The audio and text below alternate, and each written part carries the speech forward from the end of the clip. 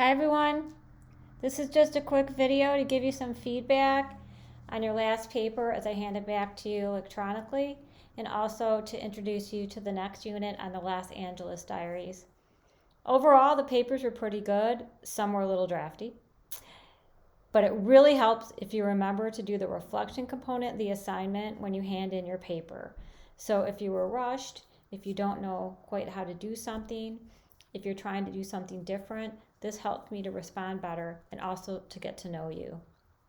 I really appreciated hearing any connections you had to family stories in the paper. I thought that it really worked.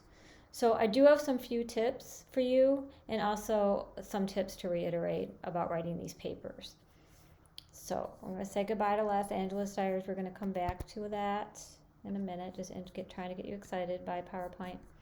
So one of the things that is my mantra, one of my many mantras as a writing teacher, is seeing if you can avoid the phrase talks about. The phrase talks about can sound a little bland, and I don't know if someone in a book is really talking about something. Usually they're outlining something, they're showing, they're arguing. So it talks about, maybe it flattens a little bit what a writer's trying to do. So, when someone's talking about something, it sounds a little blah, blah, blah. Also, talks about can maybe stand in for not really saying anything much about a book. So if we say, Thuy Bui talks about her family.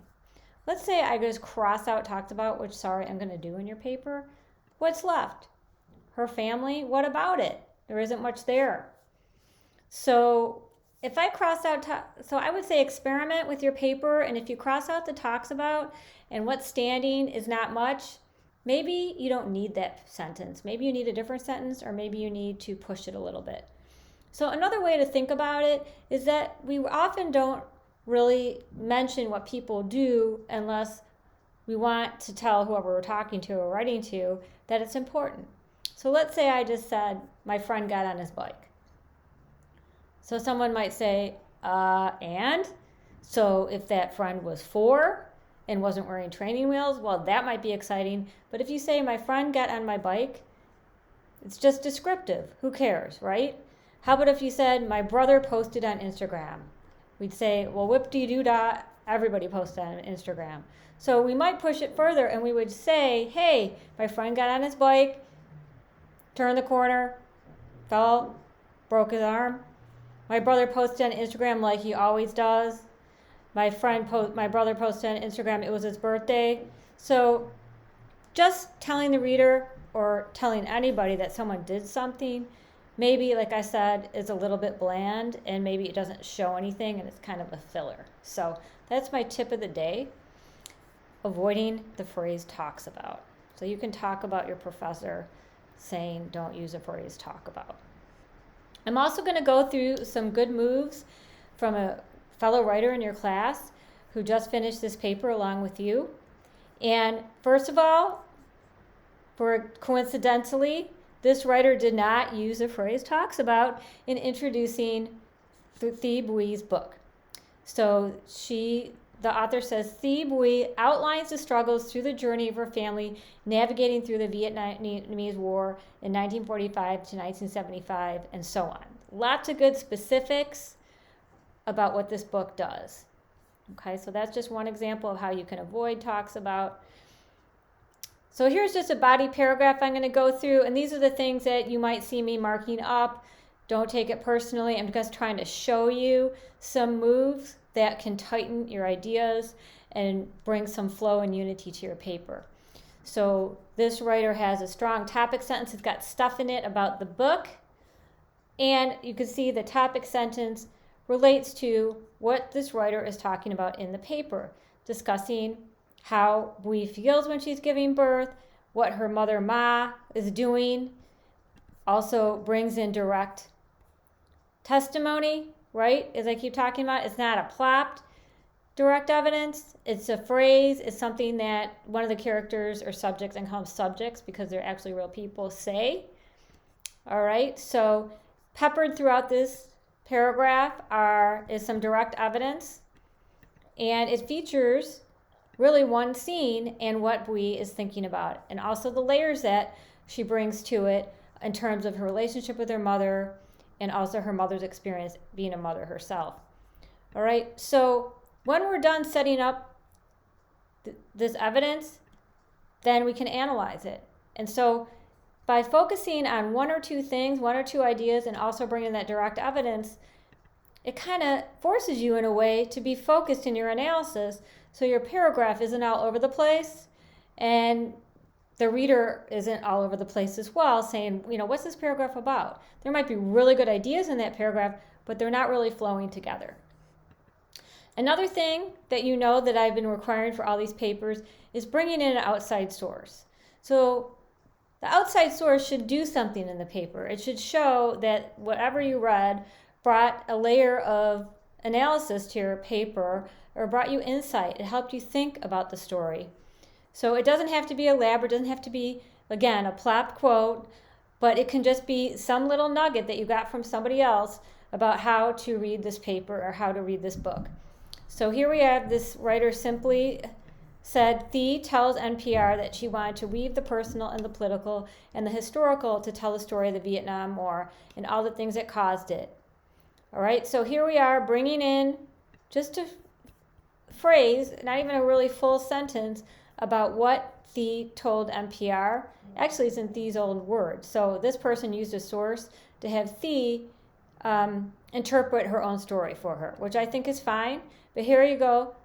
Here's also the authority built into quoting the source. It's NPR. So we didn't just say Thee said, right? We get to know that we get the sense that this is from an interview, okay? So that's just one example.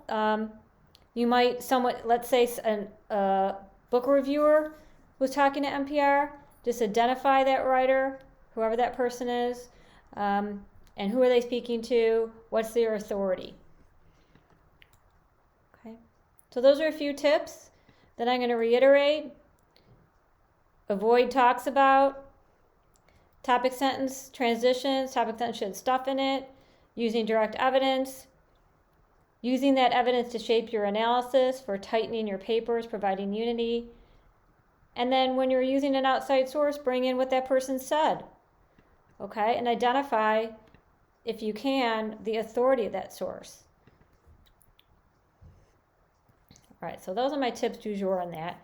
Now I'm just going to introduce you briefly now to our unit on LA Stories. Okay, that, of course, slipped away from me. So I'm going to quickly go to our module. So I'm going back to LA Stories. And like the other papers, this has some choices for how you might navigate your way through the book by using outside sources to help you interpret it and get you into the book. I also have an example up there, which I think has got some spoilers in it. So maybe you might want to wait until you finish the book before you look at the example. So one thing about Los Angeles Stories is that the narrator is maybe not that appealing because he's struggling with addiction and he's maybe not making such great choices. So that might be a turnoff for you as a reader. He also uses a non-linear structure, the way he tells his stories. So I'm just going to maybe suggest that you stay with them, stick with them. And I think that maybe a bridge from the last book, The Best We Could Do, to this book, The Los Angeles Stories, is Bui's father. And his struggle to be a father because he was not parented himself. He had demons. So we can see Brown definitely has demons, and he's trying to show basically how screwed up he is through the way that he wrote the book. So I feel like that's a good model to think about the meaning of someone's story shaping how they tell the story. So we're going to choose two things with this book. Try and be sympathetic to someone who might not really be appealing to us because they're making quote-unquote bad choices. And then also respecting the choices that they're making as a writer and kind of letting that story unfold, even if it's not chronological, if that structure is unfamiliar to you. So for the next response to get us warmed up, we're going to read an essay by Brown, and he describes his process and why the nonlinear structure appealed to him when writing. And then also, just as an FYI, Brown did just come out with another memoir about addiction. So he's kind of hot right now. I don't know if that means you're going to find more stuff about him. Some of the stuff that is about this actual book is a little bit old. You can see in the module there's a CNN YouTube video with him, and he also was in The Guardian. So he's not really sort of a celebrity author per se, but maybe just a quietly successful writer who plugs away with his subject. And I think it's a timely subject. As we all know, addiction is a big problem in the U.S. And so I think he's brave in a way by making himself vulnerable. So on that last point, in our recent discussion, I asked you to think a little bit about how we become vulnerable when we tell stories about our family. And if we want to tell those stories, which I'm encouraging you to do, what constraints might you have in telling that story based on the privacy that your family might wish, but then also the trade-off, how it might be therapeutic to tell that story, how might it be therapeutic for any of your family members to tell that story. So I also asked you to look at the pictures of mothers before they were mothers. And so I would encourage you maybe to ask your family if they have any stories they want to tell, rather than being in a situation where you're telling stories that people might be uncomfortable to tell. What are those stories that might not be in the closet, but like on a hanger waiting to come out and worn? Something that people should know about, or maybe something that a child of yours or a relative might be interested in. How can you repurpose some of these stories that you find and write about in class for another purpose, like family history? But that's no pressure. It's just a thought. But I do want you to have in the back of your mind, when we're reading these stories about other people and using structures that might be somewhat experimental, what stories do you want to tell, and how would you maybe tell those stories? Would you use a conventional format? Would you bring in images? How do these writers bring in scenes? How do they create interest for the reader? So we're not just reading to write papers.